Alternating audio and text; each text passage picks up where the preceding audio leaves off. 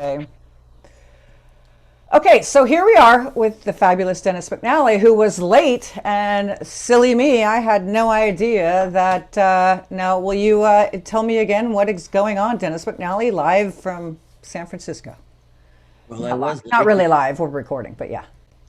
I was late because I was transfixed and dumbfounded by the sight of 10,000 Trump fans invading the Capitol building, um, complete with security pulling guns to prevent people from invading the Senate chamber, which is not so. I mean, I lived through the '60s, and it's not something I've ever seen. And how this happened is we'll all find out about. But it's a very weird day. Well, and here I am, silly me. I was meditating all morning. I don't know So who is smarter. let's jump back to the 60s then. I mean, you're saying that you lived through it, and here we are going through a weirder time. But let me introduce Dennis McNally, who has written many fascinating, amazing books, including this one. Okay, wait, where is it? Where is it? Where is it? It's fading away in the weird background, but it's there. That's kind of appropriate. In and out. It's called Long Strange Trip, Grateful Dead. And then he also has done this one, which I love, On Thank Highway you. 61, Music, Race, and the Evolution of Cultural Freedom. And most recently, you are working on something now, you said, I, correct? I am. It's the deeper roots of what happened in the hate in the '60s, going starting with World War II, um, and a bunch of uh, poets and artists and whatnot who were a very small minority of dissenting voices to the American mainstream, who then eventually, and that's of course the story of the book, became, well, took over the neighborhood, literally, and became the majority. And then from there went until you had a large chunk of a generation um, saying that the mainstream wasn't so appealing. And it's easy to say, well, and then all that all went away, which it did to a large extent, except it didn't really. Um, I teach these high school classes where everybody's been born since the year 2000, and yet they're fascinated with the '60s, which happened 35 years before they were born. And I I say, there's the thing about it, and the reason, if I may tell you why you think what Please, you I'm do, all although ears. when I'm talking to these kids, is the reason you're interested, at least in part, is that the '60s never ended. The issues that came about, whether it's sexual freedom, which is now about gay marriage and trans rights, and it's evolved a lot, but it didn't start there, but it got an enormous shot of adrenaline there. Whether you eat organic, or do yoga, or meditate, or are interested in Asian religions, or on and on and on and on. Um, the stream that has continued. Uh, Bell bottoms, right? you Jeans and bell bell bottoms. bell bottoms and dress. Hmm. Uh, but the point is that much of this stuff traces back in a big way to the '60s, and that's fascinating. And I mean, it goes much further back than that. That book on Highway 61 sort of traces it all back to Henry Thoreau, which is, I think, still think is pretty valid. Uh, but uh, and I realize you're recording. Yes. Do you have capacity to edit? I can pause if you'd like me to pause and you want to tell me Just for something. one brief second. Sure. Hold on, people. We'll be right back. Hold on. Okay, we're back. So the point being that the '60s were just a fascinating time, a time I'm a historian, so you'll have to forgive me. I'm going to go way much further back. Okay. America started becoming America in the 1830s and 40s with the development of a corporate industrial state, which has only evolved ever higher until, I mean, we live in, an era in which there's going to be by the time we're gone, there's going to be three companies left. Yeah, Uh, that's already happened. and, you know, I Amazon. exaggerate, but only somewhat. Mm-hmm. And uh, at that time, and throughout today, those 10,000 Trump fans, a lot of them were waving American flags because that was their notion of freedom. And there's been an ongoing argument about what freedom is supposed to be about. Just another word for nothing left to lose, right? Well, that's one way to put it, and very elegantly. But there's sort of primarily two kinds of freedom. One is Henry Thoreau's freedom, which is the freedom to mental, intellectual, and spiritual freedom, in which you challenge all of the givens of what America is supposed to be about. Mm-hmm. So it isn't about Christianity per se. And it isn't about American exceptionalism that only America, has all the answers. And it isn't a lot of other things. It isn't about the idea that nature is there to be exploited and that, we're supposed to use it. That was Thoreau's point of view. Mm-hmm. The other kind of freedom, and that's what On Highway 61 is about. And it traces how more and more people, I mean, he was alone in 1850. Mm-hmm. In thinking what he thought, or virtually, I mean, astonishing. And ever since, more and more people have come over to his side, one way or the other, in whole or in part. The other kind of freedom, of course, is the freedom to make as much money as humanly possible, which is the description of our president, who worships that principle, has lived that principle his whole life. And the point is that in the 60s, again, going back to Thoreau, much of what he thought was so out ahead of its time that people just didn't have a clue what he was talking about. And a lot of it only became digestible in the 1960s. Mm-hmm. The environmental message. I mean, there were 50 people after him. Mm-hmm. Yes, there was John Muir, and there were very few people, but it was not until the 60s and starting with, among other things, with Rachel Carson, that you've got a widespread understanding that the planet is not for humans to use. Humans are simply part of a system, an environmental system that starts with amoebas or whatever, and so forth. So anyway, I'm all over the place here. Well, I'll hone you down if I may bring you here to the Haight Street Voice. I mean, this quote from Stanley Mouse is along the lines. It says the 60s were a portal to an interdimensional multi-universe and possibly a door to parallel worlds. We were explorers of inner space. Stanley Mouse, God bless him. Well, and that I can't argue with any of that. I mean, again, a lot of that really is basically Buddhist thought. And that's one of the other things that happened in the 60s. Mm-hmm. In parallel, it wasn't so much on Haight Street, but just one block, about 15 blocks away from the center of Haight Street, at the corner of Page and Laguna, was the San Francisco Zen Center, which became really the place where institutionalized Zen was introduced. Really took root in America. Which is now where the Haight Street Arts Center is. Is that correct? Haight and Laguna? I mean, that's no. Right next door. Haight and Laguna is one block away. Oh, Haight and Laguna. Yeah, Page. Page Gotcha. and Laguna is the Zen Center, and it's still there. Yeah.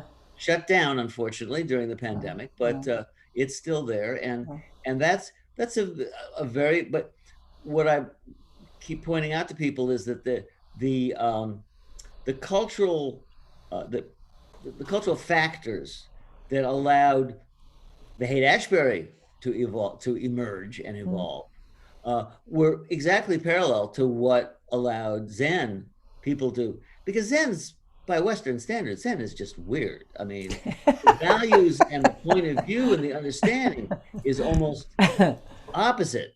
Yeah. Um, but that's what happened in the 60s, was that there was as Mouse said, there was an opening, a giant intellectual opening, Mhm.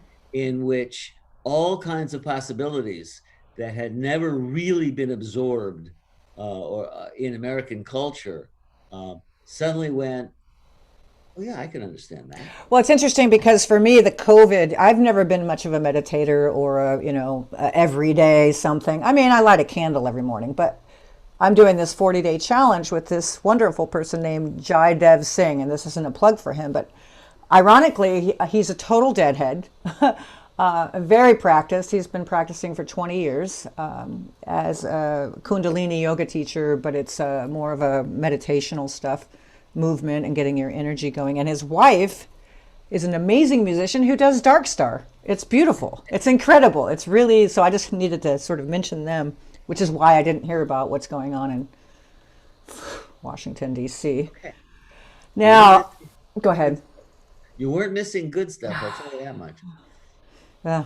So, I'm going to say two things. I believe in synchronicity. It's not something to believe in, but this morning I was, 7 a.m., I was reaching around off of my bed to get some books out and sort of look at things. And the Studs Terkel book fell out. I don't know if you know Studs Terkel. I'm sure you do. A book called Touch and Go. And I opened it up, and it was a quote from, well, here's the quote. And every evening at sundown, I ask a blessing on the town. For whether we last the night or no, I'm sure it's always touch and go. It's Dylan Thomas.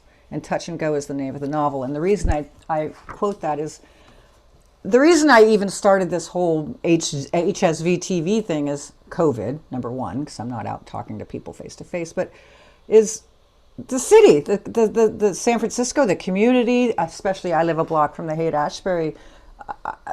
I want to talk to people about keeping community alive, keeping conversations alive, keeping our humanity alive, of saying hello to somebody when you walk down the street, helping somebody when they're having a hard time, or, if you have an extra, piece of food to feed somebody if they're hungry. I'm trying to keep all of that together and sort of making Haight Street Voice TV hopefully my vision is to have it sort of be a space, a spaceship where people can hang out, talk with wonderful people such as yourself, and talk about and this ties for me back to the Haight-Ashbury, because there was a lot of magic in that portal that sort of happened there on that corner for whatever reason, and that's what I want to touch upon. And the Dual Larson building, I don't know if you can see it. It's the corner of Haight and Ashbury, has, as you well I've been know, there. been established as a national treasure. And Joel and I spoke about that. And that's exciting that'll never be the Gap or apartments or all of that. And it's wonderful that they're going to make it into a museum of some sort. It's still in the works, as you know. Oh, I'm forgetting his name right this second. Well, Peter McQuaid is a big part of it and helping that building become an art center of some sort. So there'll be something to do rather than going there and not having anything to do. People just stand there and take a picture of that corner. But this will be. So I think I just kind of wanted to hear what you thought of the Haight Street situation now, what it was then, if Jerry ever spoke to you about it, just your reflections on the Haight-Ashbury today, then, now, all that. I was privileged to get invited to one of the celebrations when the San Francisco people, the Heritage? Heritage, thank you, I Yeah, was looking yeah, for that word. yeah. The Heritage folks, Yeah, I was there. It's God great. bless the guy who had owned it, and when he passed, he gave it to Heritage, because otherwise, I mean, it's very valuable. I mean, just leaving out the history, it's just a valuable piece of property, Yeah. and they probably never could have afforded it. So bless him. Um, and I got to be at the reception, and if you go to the living room on the second floor, you're looking right down on the Haight-Ashbury sign, uh, which is symbolically important. And I think it's a wonderful thing. Of course, Peggy Caserta, who was um, the first person, contrary to other opinions, actually even Svi agrees, um, that the first thing that that signaled what would become the Haight, the Haight-Ashbury and Haight Street as we knew it in the late 60s, was her store in the Sitica. And she bought that. Actually, it was kind of more mod than hippie Yeah. at that time. Yeah. In April of 1965. And she, this is the woman, among other things, who convinced Levi's to start making bell bottoms. Yeah, correct. Yeah. And for that, we might also have to thank, believe it or not, Cher, who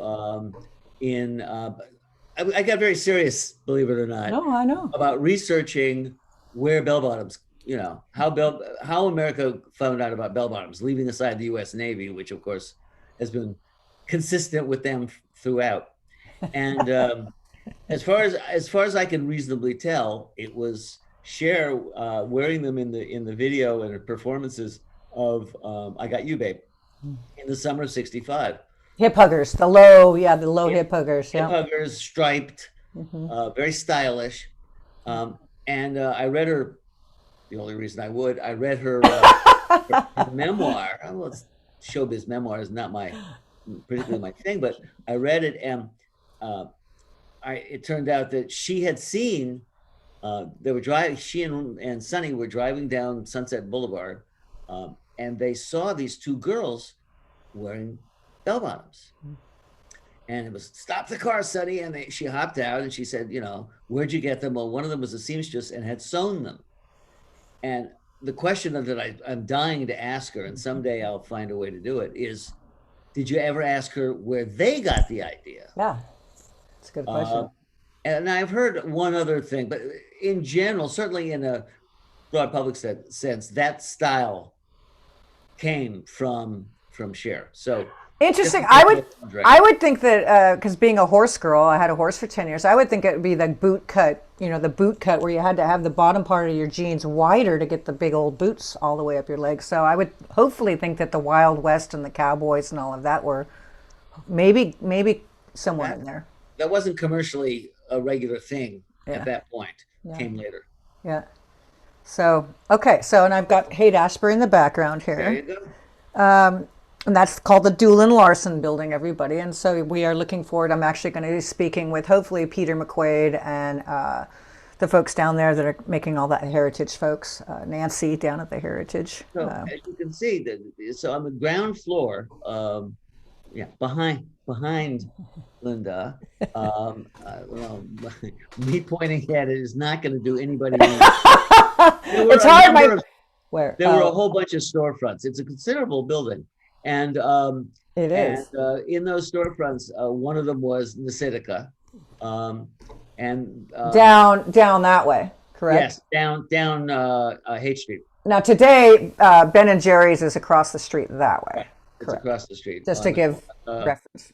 That would be the northeastern corner of the intersection. This is the north. It's on the northwestern corner of the intersection. And there's 2 floors above it. So he sort of, the last I heard, this was a year ago, who knows?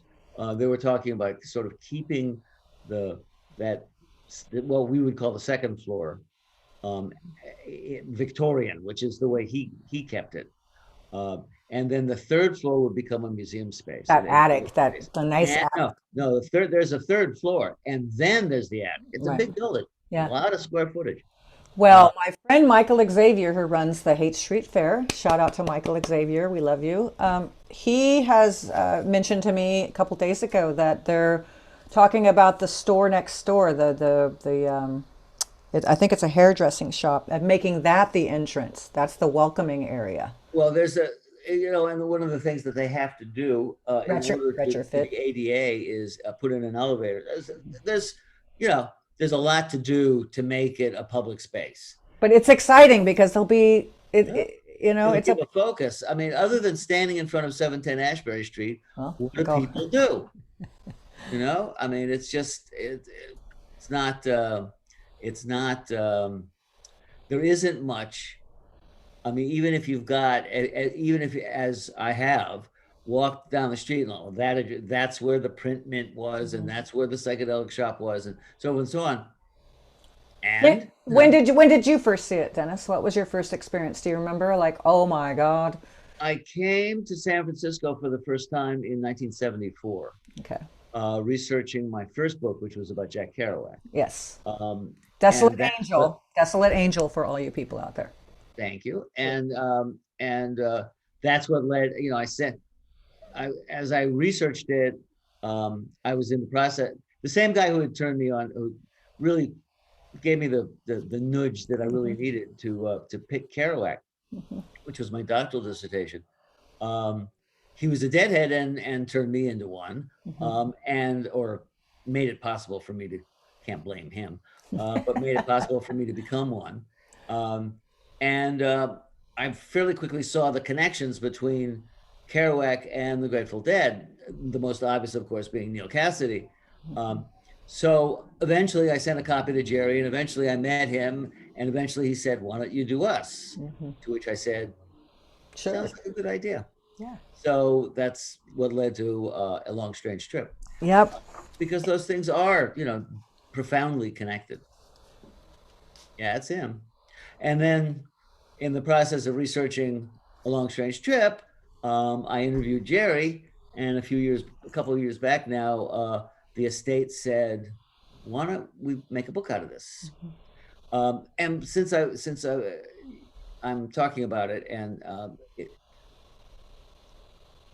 one of the things that makes me craziest in my whole life is that the publisher of Jerry on Jerry was not able to communicate. Apparently it failed to communicate with them, and they were unable to communicate with Deadheads, that in addition to that print book, and I'm really not trying to sell this, but No, I mean, but yeah. For folks, it really would be nice for folks to know that book, it's a very nice book. It's a lovely book. It's a really, you hear Jerry's However, voice. there's a much better thing. Yeah. And that is the audio version, which is 7 hours of Jerry Garcia talking. Now, do you know about it? No. Well, there you go. You, of all people, ought to know. It should, and you're not the first. I mean, the hardest core Deadheads on the, I see them. They come up to me. There was a bunch of guys doing a movie about the menorah. Yeah. And this guy was talking about the Jerry on Jerry and how we, could I sign it? And of course. And I said, did you know that there was an audio book? And he went, really? The hardest core Deadheads on the planet don't know that you could sit and listen to Jerry. It's great for long road trips. 7 hours of Jerry Garcia telling stories. Yeah. What's not to like? Wow. Somehow the publishers never understood that maybe Deadheads would like to know about that. So it's this book, but it's audio on audio. Wow.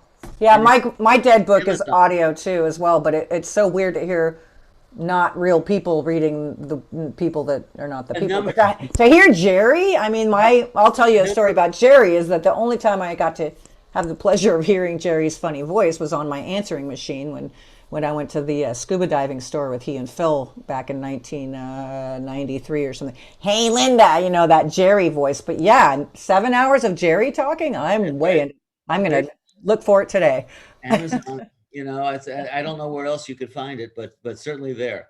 And the thing is that that's sort of maddening. It's not like I'm trying to, as I say, I'm not trying to sell this, but folks might, would like to know. And it got me a little crazy that the publishing world is odd. Yes, it is. Well, what do you think? What do you think Jerry would? Well, I guess this is all off the cuff here, but I mean, I know they all left, in the late 60s, 70s, early 70s because it was becoming a drug infested, crazy. That's not. The magic was gone and all that. What happened, quite simply, they left because it had become a tourist destination, and a musician that is awakened at 8 o'clock in the morning by a tourist bus parked out in front going, and on your right is the home of the notorious Grateful Dead, blah, blah, blah, and they're going, oh God, yeah, I really signed up for this. And then the bust. And after the bust, it was like, maybe it's time to leave town. Yeah. And the bust is what drove them out. I just read something very interesting, a very really good interview. There's this guy named Jay Babcock who it's called Digger Docs, DOCS, the website. Okay. And if you can't find it, I'll dig it up for you. But his name is Babcock, and he's been interviewing diggers. They're wonderful interviews. There was this woman, Phyllis Wilner, that we talked, and I was trying to get a good interview with her, and we were working it out, and it was all good. And then I saw his, and I went, oh, I don't have to do this anymore. I could never get out. She just opened up. It was wonderful. And I was just reading the interview with Peter Berg, who was really the house intellectual. If I don't think he'd object. The late Peter Berg, who also founded the Planet Drum Foundation and became a really important thinker in environmental bioregionalism and environmental issues.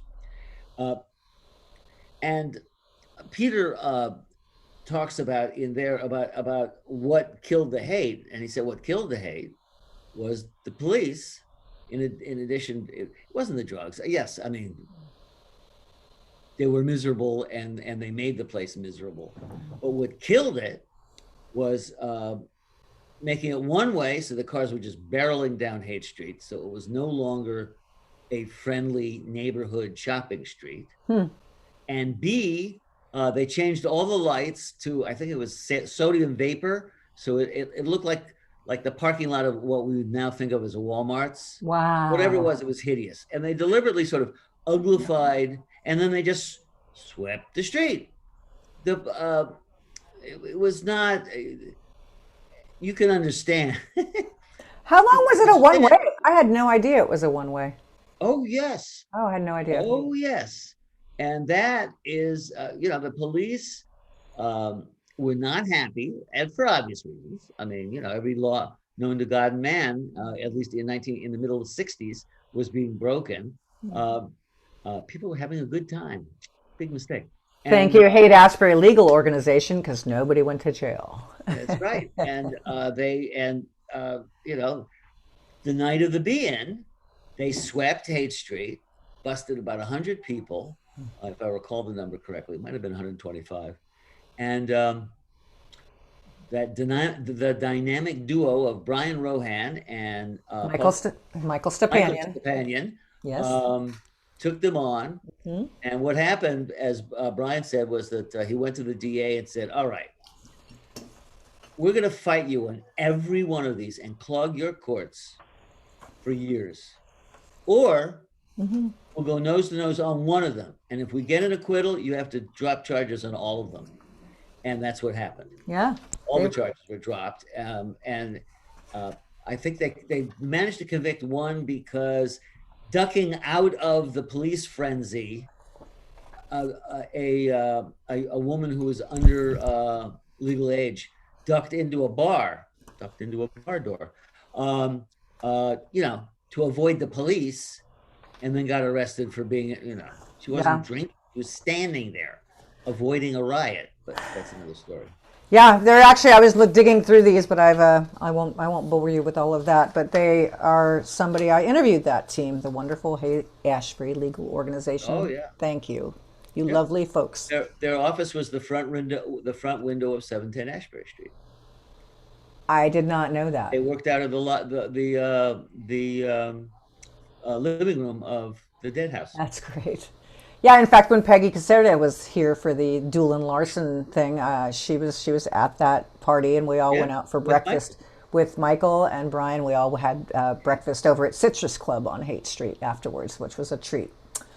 So, okay, so there we are with that. I will say, alluding to, speaking of drugs, though, in the past 2 weeks, 3 kids on the Haight have died of fentanyl overdose. I don't know if all of them were fentanyl, but it's becoming, and I've lived here 25 years, and of course street kids are going to die here and there.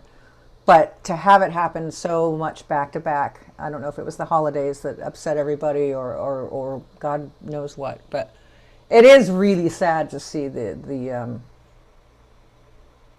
infiltration of drugs, and yet, a lot of these kids still have such great spirit. So I kind of wanted to sort of mention that a lot of people are saying, oh, those stupid hippie kids, and they're all dirty, and all they do is hang around with their dogs, and a lot of them are really good people, and they really are. They don't want to go home because their parents are whatever they are, and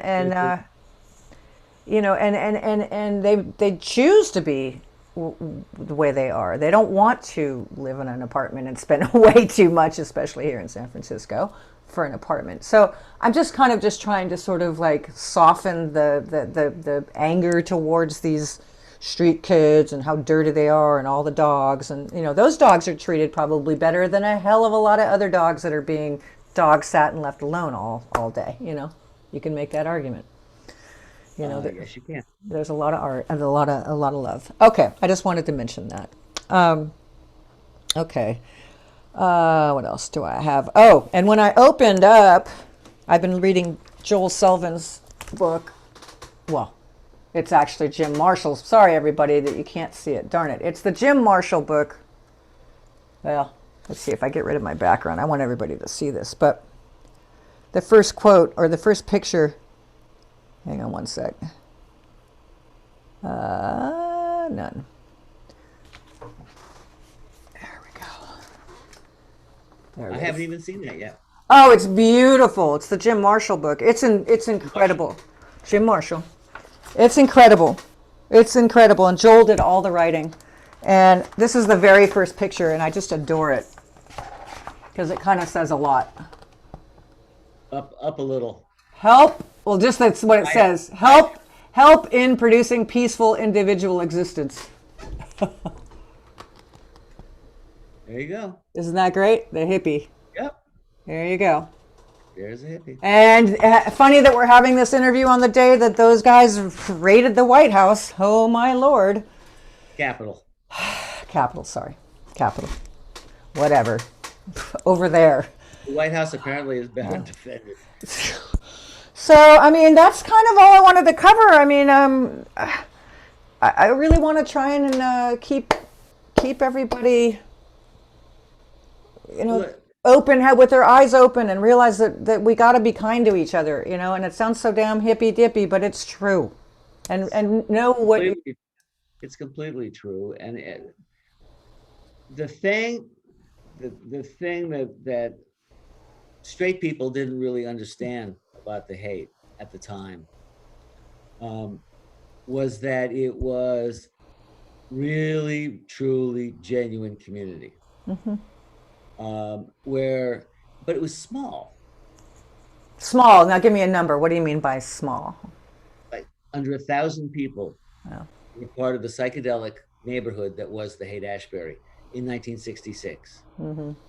And it was very powerful in its unity, and what happened, and its creativity, and what happened. But you have to remember, these were people who were well into their 20s, Yeah. that had some life experience. They were all working. These people weren't laying around. They were actually working. They were working. I mean, Jerry played guitar 12 hours a day. He didn't make any money, but he worked, at least at that time. But he was working. Mm-hmm. And Mouse and Kelly and Chet and all these people were working very hard at their art or their craft or their whatever. Peggy Caserta and her store. Peggy and her store and the Diggers. And anyway, and the point is that what happened was they made one big mistake, because the reason that the Haight-Ashbury was such a cool place was that it was beneath the media radar. Mm-hmm. And there was a couple of pieces actually back in 65 where the migration from North Beach, where the Beats had focused, to the Haight, which was kind of led by the Tate Music Center, which was this avant-garde music scene that, among other things, George Hunter of the Charlatans and Phil Lesh of the Grateful Dead both hung out there. And that was at the corner, that was on Divisadero and Page. So there was this migration. Well, the point was that the Haight was the Haight because it had been a student neighborhood. Well, there were about 5 things, and it's fast. It's really, and that's what my book's about. Is like how the Haight became the Haight. There are a number of things. One was that San Francisco State, until 1954, was where the Haight Street Art Center is now, that corner. Okay, so it was like 1 square block. It's kind of smaller than it is now. Yes. And I'm an alumni, SF State. We love you. There you go. Well, so the State started out small at the corner of Page and Haight. Laguna and Haight. Laguna. And in 1954, it moved to the neighborhood we know now, but the streetcars went there. So it had been a student neighborhood in the 50s because of that, and stayed that way because, as I say, you could hop on a streetcar and go. Until 1966, there had been a plan to run a freeway up Fell Street, eliminating the Panhandle. The Panhandle, run it through Golden Gate Park and connect and go to Marin. This was the psychotic 50s building of all the freeways, the interstates, and so in anticipation of that building, the property values in the Haight dropped like a rock. And as a result, it was a great, cheap place to live. And then finally in 1966, local people prevented that from happening. And the Board of Supervisors said, what are you, crazy? Through Golden Gate Park, finally they showed some sense. Thank God. That went away. And so there's all these odd reasons why the Haight stayed the Haight, including neighborhood, community politics. And it was, it worked. But as I say, it was very small in terms of the number of people that were that you or me would call hippie. Then they made their big mistake. What did they do? Well, they said, let's have a party and celebrate. And they called it the Be-In. And while the Be-In was the high water mark of everything, it was also a terrible, terrible idea because 20 or 30,000 people suddenly pop up and now the media can't ignore it. There's a media explosion. And all of a sudden, every bored high school kid in America, that would be most of them, I want to go to San Francisco, and it died of, in addition to the police see this happening, all these kids coming in, they figure somewhere between 50, 75,000 people visited the Haight in the summer of '67, the so-called Summer of Love. And the police reacted as the way I was talking about earlier. Also, the vultures descended and started selling speed and heroin, which are not exactly benign drugs. And the end result was, Holocaust. And when I got here in '74, it was a pretty grim looking place. I mean, most of the storefronts are boarded up and, there's a lot of zombies. Well, I'll tell you this. My interview with Joel last week, Joel Sullivan, he said, I was down there in the Haight a couple days ago. It looks like a war hit there, a war zone, because all the shops are closing. I don't know when's the last time you were down here, Dennis, but I mean, a lot. Lately, you can't leave your house, but but I've seen it, but that's the t-shirt shop. The t-shirt shop's gone on the corner. He's hoping to hang in there. It's not gone, but he's barely hanging on. Is love on Haight? how Lamont are Haight's things? fine. Sunny's great. Sunny's, in fact, she's. I I adore wouldn't Sunny. say thriving. We all adore Sunny. She's great. Her online business. She's really focusing on that, and Good, she doesn't want to endanger her smart. employees or her clients or her customers. So she's only open like 2 or 3 days a week right now. Yeah, if Is that that. what? Hey, If that. that look. If she can survive, Yeah. she's got another 6, 8 months. But you know, but I'm glad. I'm really glad to hear that. I've been thinking Yeah. about that a lot lately, Yeah. Yeah. for whatever reason. She's Uh, wonderful. but Yeah. the you know, a lot of this is pandemic. Look, the whole city of San Francisco. Fifty-eight Um, percent of the businesses, I think, 58% is gone. something like part of the ambiance of San Francisco is we're all foodies one way or the other. 50% of the restaurants are going to close, you know, etc. So we're all going to go through um, a horror show. I mean, we've been going through it, and it's gonna stay. And even when we're able to, you know, go back outside, it's still the city's going to um, shrink in terms of all the things that make people love being here, except for the weather and the views. They're not going to change so much. Uh, North Beach is just so sad. I don't know if you've been to North Beach lately, but just driving through it, oh uh, my God. Well, I mean, how do you feel about the whole theory that there's going to be a great renaissance, that because everybody's leaving and because these places are closing, there is going to be this renaissance. I can't make predictions. I will say that it's a possibility, Mhm. and it's the preferable, obviously, the better possibility.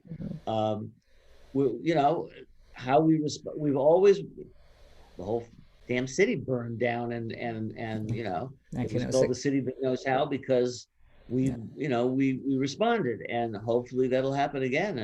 And you know, that's my desire. Mm. Okay, and in closing, It's what would you like to say to everybody? Everybody being, I call it Hate Street Voice is hyper local. So it's the voice of a community, but it's about community worldwide. It's hyper local with a global perspective. About what would you like to say, I guess, to everybody, be it people in the hate or the world? What's your message?